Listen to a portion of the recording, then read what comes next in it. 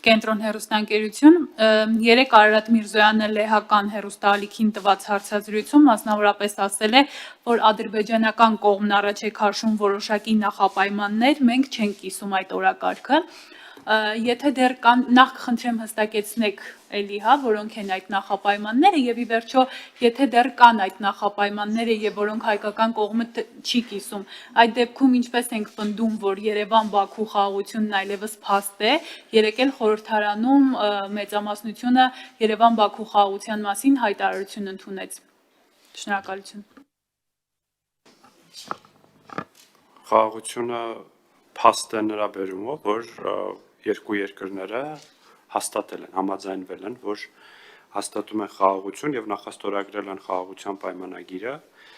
եւ խաղաղության հռչակագիր են հրապարակվել, բայց խաղաղությունը process է, խաղաղությունը մի իրադարձությամբ չի ամփոփվում։ Կան գործողություններ, որոնք պետք է արվեն, այդ թվում եւ խաղաղության պայմանագրի վերջնական ստորագրումը եւ ավերացումը։ Կարծում եմ նախարար Միրզոյանը նկատի ունեցել շարունակվող քննարկումը խաղաղության ադրբեջանական կողմում ոչ թե Հայաստանի հետ քննարկումները, այլ Ադրբեջանի կողմից անդադար սահմանադրության փոփոխման հարցի բարձրացումը, որպես նախապայման ենթադրում եմ սա է նկատի ունեցել նախարար Միրզոյանը, մենք մեր դիրքորոշումները հայտնի են այս հարցի կապակցությամբ եւ մենք շարունակելու ենք բանակցությունները, որպեսզի հնարավորինս շուտ հնարավոր լինի ստորագրել խաղաղության պայմանագիրը, բայց ոչ միայն մյուս բոլոր ուղղություններով մենք շարունակելու ենք ակտիվ աշխատել եւ բանակցել Ադրբեջանի հետ, որովհետեւ առանց դրա այդ փաստը խաղաղության չի կարող մնալ փաստ, պետք է անընդհատ այդ փաստը սնուցել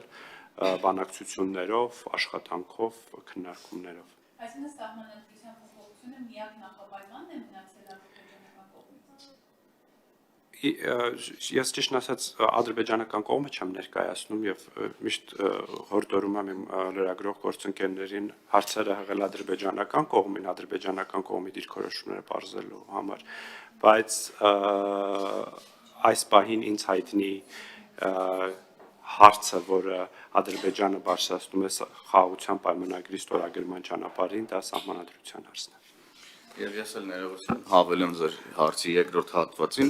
երեկ այո, կարևորագույն հայտարարություն ընդունեց Հայաստանի Հանրապետության ազգային ժողովը, Հայաստանի Հանրապետության եւ Ադրբեջանի միջև խաղաղության հաստատման վերաբերյալ, ինչով Հայաստանի Հանրապետության ազգային ժողովը կարևորում է օգոստոսի 8-ին ստորագրված փաստաթղթերը եւ աջակցում է այդ փաստաթղթերով ուրեմն ամրագրված պայմանավորվածություններին եւ գործընթացներին եւ ազգային ժողովը